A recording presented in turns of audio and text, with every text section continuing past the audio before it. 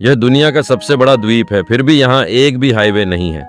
यह लगभग बर्फ और हिम से ढका हुआ है, फिर भी इसका नाम है ग्रीनलैंड यानी हरा देश। यह आर्कटिक के सुदूर उत्तरी छोर पर स्थित है, लेकिन इसकी किस्मत पूरे पृथ्वी के भविष्य से जुड़ी हुई है। यही है ग्रीनलैंड। इस दूरस्थ और विशाल बर्फीले भूभाग में आखिर कौन कौन से अद्भुत प्राकृतिक चमत्कार और मानव सभ्यता की कहानियां छिपी हैं? आइए हम इस हिम यात्रा पर निकलते हैं और खोजते हैं इस ध्रुवीय द्वीप का असली रूप। भौगोलिक स्थिति।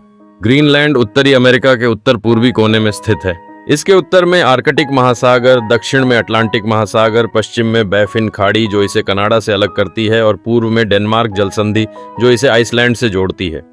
इसके उत्तर पूर्व में दूर स्वालबार्ड द्वीप समूह है। ग्रीनलैंड का कुल क्षेत्रफल लगभग 21 लाख वर्ग किलोमीटर है, जो लगभग 3 गुना शिनजियांग चीन के बराबर है। भूगर्भीय रूप से यह उत्तर अमेरिकी प्लेट का हिस्सा है, लेकिन प्रशासनिक रूप से यह डेनमार्क का स्वायत्त विदेशी प्रदेश है, जो डेनमार्क की मुख्य भूमि से लगभग 200 किलोमीटर दूर स्थित है।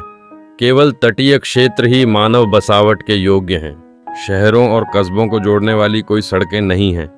यातायात के लिए यहाँ नावें, विमान और यहाँ तक कि कुत्तों की बग्घियां, डॉग स्लेड्स उपयोग में लाई जाती हैं। यहाँ प्रकृति पृष्ठभूमि नहीं बल्कि जीवन का केंद्र है। जलवायु। ग्रीनलैंड की जलवायु अत्यंत शीतल और कठोर है। सर्दियों में तापमान -40 डिग्री सेल्सियस तक गिर जाता है। तटीय क्षेत्रों में कुछ नरमी होती है। ग्रीष्म ऋतु बहुत छोटी और ठंडी होती है। उत्तर के इलाकों में साल के कुछ हिस्सों में आधी रात का सूरज, मिडनाइट सन, और अन्य महीनों में ध्रुवीय रात्रि, पोलर नाइट दिखाई देती है। रातों में आसमान अक्सर रंग बिरंगी ऑरोरा, नॉर्दर्न लाइट्स से जगमगाता रहता है। इतिहास और लोग। ग्रीनलैंड इनुइट लोगों का प्राचीन निवास स्थान रहा है। 10वीं शताब्दी में यहाँ नॉर्स वाइकिंग लोग बसे, जिससे पहली बार यह क्षेत्र यूरोप से जुड़ा। 14वीं शताब्दी के मध्य में ग्रीनलैंड पर डेनमार्क का शासन स्थापित हुआ, जो कई शताब्दियों तक जारी रहा। द्वितीय विश्व युद्ध के बाद इसे अधिक स्वायत्तता दी गई और आज यह डेनमार्क का स्वायत्त प्रदेश है, जो अपनी रणनीतिक स्थिति और संसाधनों की प्रचुरता के कारण अत्यंत महत्वपूर्ण है। अमेरिका ने कई बार ग्रीनलैंड को खरीदने का प्रस्ताव रखा, लेकिन हर बार डेनमार्क ने इनकार कर दिया। आज ग्रीनलैंड दुनिया के सबसे कम जनसंख्या घनत्व वाले क्षेत्रों में से एक है, जहां कुल जनसंख्या लगभग 57,000 है। यहाँ के लोग मुख्यतः इनुइट और यूरोपीय मूल के हैं।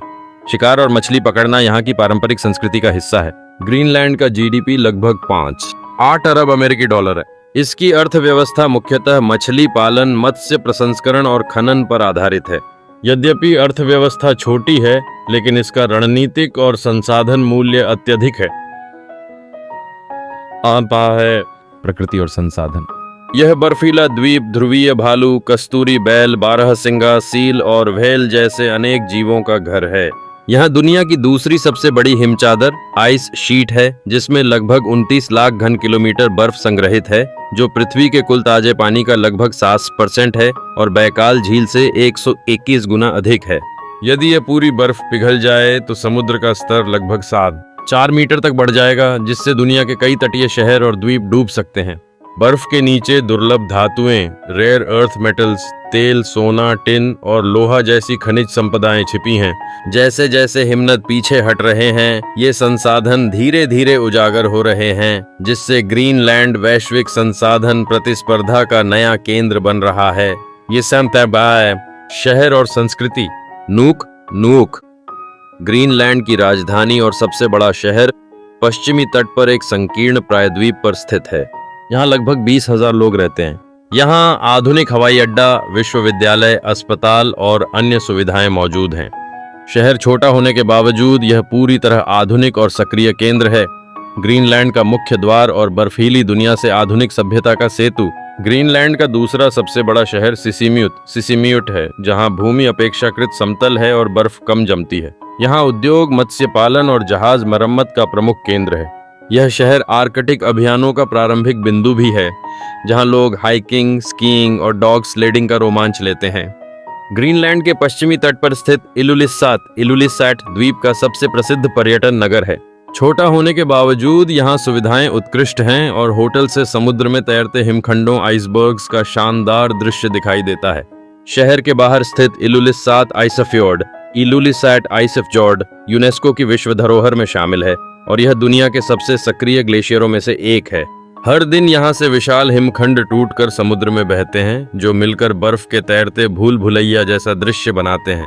पर्यटक यहाँ लकड़ी के ट्रेल्स पर चलकर या नावों से यात्रा करके इस अद्भुत बर्फीली दुनिया का अनुभव कर सकते हैं।